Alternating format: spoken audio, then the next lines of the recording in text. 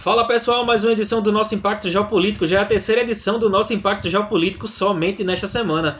Isso mostra o quanto essa semana está sendo produtiva para nós que gostamos de geopolítica, né? Pois bem, nós tivemos uma live na segunda-feira, uma edição esporádica, né, do nosso Impacto Geopolítico na quarta-feira, né? E agora vamos ter mais uma edição nesta sexta-feira, né? Porque o mundo geopolítico tá fervoroso, né, durante essa semana. Nessa edição do nosso Impacto Geopolítico, que é a edição de número 59, nós vamos comentar aqui sobre o aumento do preço dos combustíveis, né? A Petrobras anunciou mais um aumento no preço dos combustíveis após o governo federal ter anunciado uma redução de imposto justamente nos combustíveis. Também vamos comentar aqui sobre o caso Dom Phillips e Bruno Araújo Pereira, né? O jornalista inglês do jornal The Guardian e o indigenista da FUNAI, né? Ainda está repercutindo muito o caso, né? Esse caso dessas duas pessoas, desses dois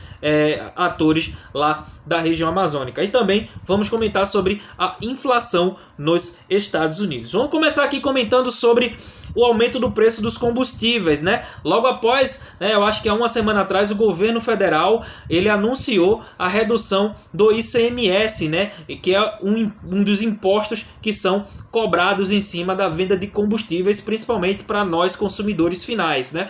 Então, houve esse anúncio da redução da alíquota do ICMS em cima dos combustíveis e logo após o anúncio da redução do imposto veio esse aumento, veio essa paulada nas costas dos contribuintes. Pois bem, a Petrobras anunciou, né, um aumento de 5,2% na gasolina e de 14,3% no diesel. 14,3%, aumento bastante pesado. Mas bem, vamos explicar o porquê disso aí. A Petrobras ela justifica que mandou aumentar o valor da gasolina, do diesel e consequentemente do etanol, né, do álcool, por conta da defasagem dos preços do mercado brasileiro em relação ao mercado internacional. E ela também alega que isso é para manter o equilíbrio no estoque de diesel, porque se mantivesse esse preço que estava sendo praticado até ontem, poderia acarretar uma falta de abastecimento de diesel. E para evitar essa falta de abastecimento e manter o equilíbrio da distribuição do combustível, a Petrobras achou necessário fazer este aumento. Pois bem, mas por que isso aconteceu após o anúncio da redução do imposto em cima do combustível? Vou explicar para vocês. A Petrobras ela dolarizou o preço dos combustíveis. Isso eu já expliquei em outras edições de Impacto Geopolítico. Basta vocês procurarem aí, mas eu vou comentar sobre isso aqui também. A Petrobras ela dolarizou o preço dos combustíveis aqui no Brasil, né? O Brasil está inserido, né? A Petrobras inseriu o Brasil dentro do PPI, que é o Programa de Paridade Internacional, né? O Programa de Precificação Internacional de Combustíveis. Ou seja, quem regula o preço dos combustíveis aqui no Brasil é o mercado internacional. E o mercado internacional utiliza o dólar como sua moeda oficial. Então, por isso é que há essa elevação nos preços, né? Nós recebemos em real, nós utilizamos o real com nossa moeda. Mas, como dolarizaram o combustível, né? os combustíveis, nós sempre vamos ter aumentos. Não adianta baixar imposto, não adianta reduzir a alíquota de imposto. O que adianta fazer aqui no Brasil para redução do preço dos combustíveis é retirar o Brasil, a Petrobras retirar o Brasil desse tal de PPI. Reduzir imposto não irá surtir efeito. Pelo contrário, isso pode até eclodir num déficit de arrecadação aí para os cofres públicos. Mas isso aí já é outro assunto. Mas é isso, né? Enquanto o Brasil estiver inserido dentro desse PPI, nós não vamos ter paz em relação a essa questão do preço dos combustíveis. E a gente sabe, né, que quando aumenta o preço dos combustíveis, tudo aumenta. Aumenta alimentos, aumenta o valor de outros bens, de outros produtos que são necessários para o nosso consumo. Então, fica aí essa exemplificação minha, né? Que não adianta reduzir imposto, o que precisa mesmo é retirar o Brasil dentro desse PPI, que é esse Programa de Paridade Internacional ou Programa de Precificação Internacional, né? Que regula o preço dos combustíveis aqui no Brasil, que é regulado pelo dólar, né? A pandemia, a guerra entre Rússia e Ucrânia, né? Com as sanções impostas pelo Ocidente contra a Rússia, vieram agravar ainda mais, né? Fazer com que aumentasse ainda mais o preço dos combustíveis no mundo, e isso atinge diretamente a nós que estamos envolvidos dentro desse programa de paridade, né? Pois bem, pessoal, vamos começar aqui a comentar sobre o caso Dom e Bruno, né? A Polícia Federal conclui, né, que o jornalista Dom Phillips e o Bruno Araújo Pereira foram assassinados sem mandantes, ou seja, não houve mandantes, né? Não houve uma pessoa que mandasse assassiná-los, né? E a polícia, ela afirma que os suspeitos agiram sozinhos, né? O Amarildo da Costa, que confessou ter assassinado os dois, e o seu irmão Ozenei da Costa, que é apontado como cúmplice, inclusive os dois estão presos, né? A PF, a Polícia Federal, ainda investiga o envolvimento de mais 5 suspeitos no assassinato do jornalista e do indigenista. Pois bem, pessoal,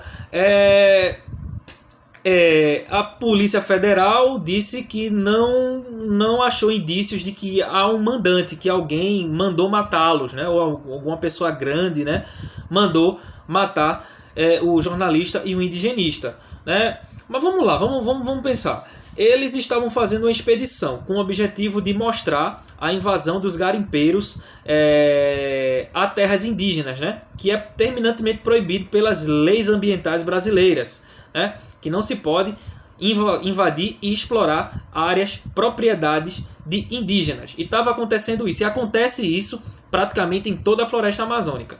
Então, esse pessoal que estava divulgando isso para o mundo, né, denunciando esses crimes, não só ambientais, para o mundo, é muito estranho que pescadores, né, que apesar, né, esse Amarildo, ele é pescador, né?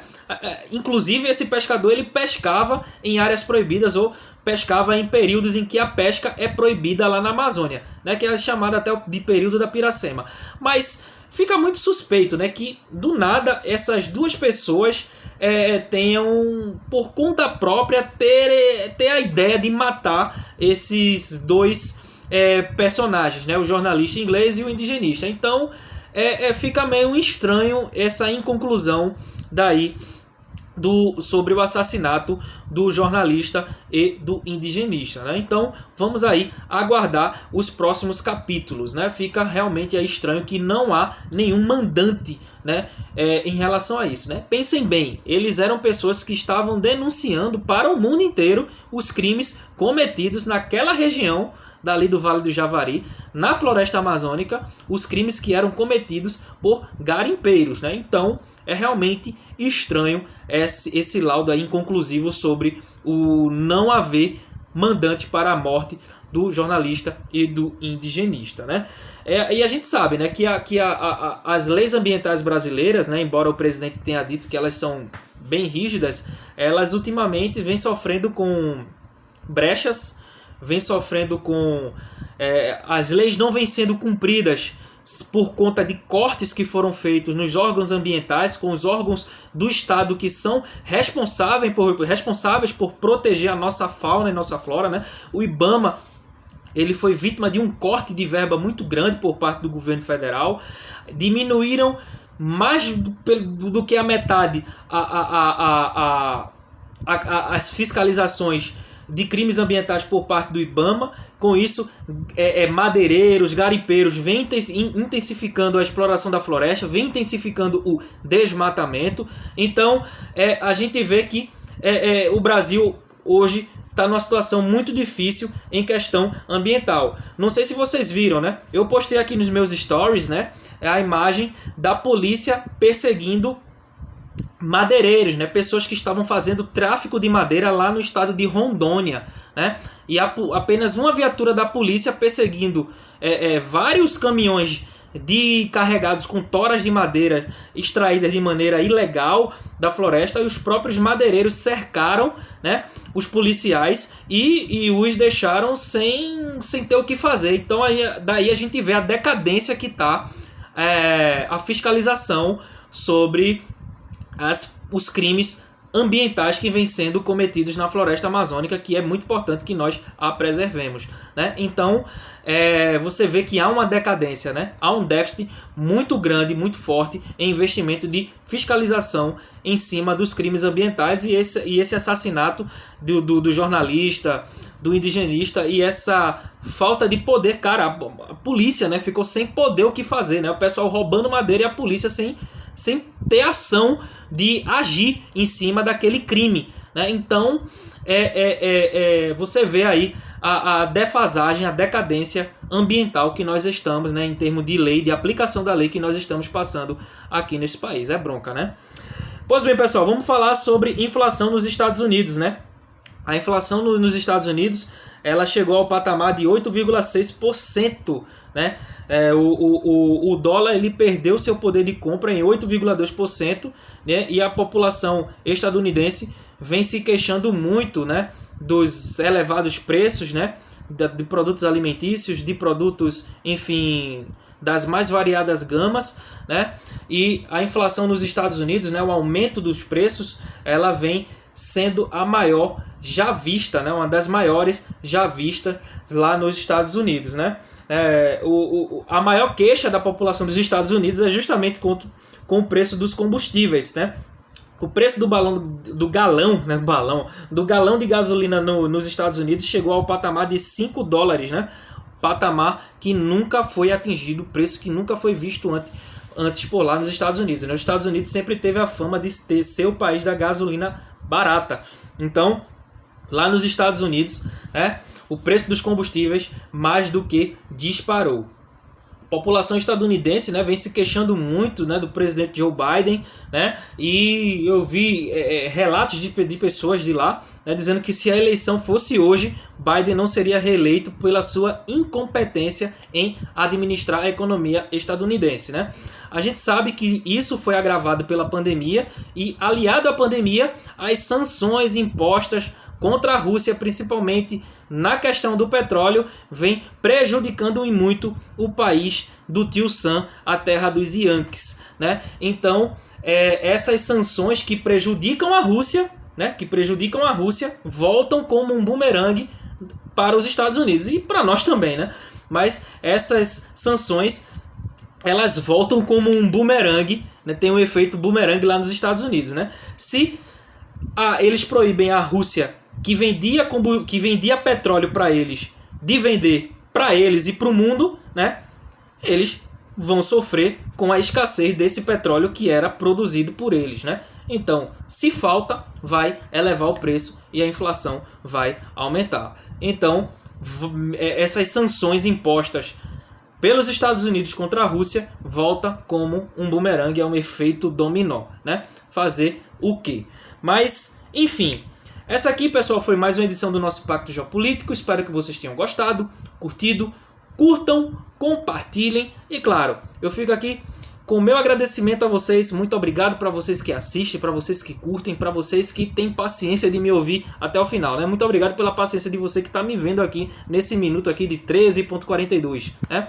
Muito obrigado. E eu peço encarecidamente a vocês que contribuam para o Impacto Geopolítico. Contribuam, doem qualquer valor via Pix para esse projeto. Esse projeto não pode parar, esse projeto não pode morrer. É muito conhecimento, é muita informação para vocês. Então, doem qualquer valor. Você que se interessar em doar para esse projeto, você que se interessar em doar para o Impacto Geopolítico, você vai estar contribuindo para a melhoria de imagem e som das nossas aulas, dos nossos encontros aqui no Instagram e no YouTube, né? Você que pode doar, doe qualquer valor, assim você estará me ajudando a melhorar a qualidade dos conteúdos. Valeu, galera, falou, até a próxima!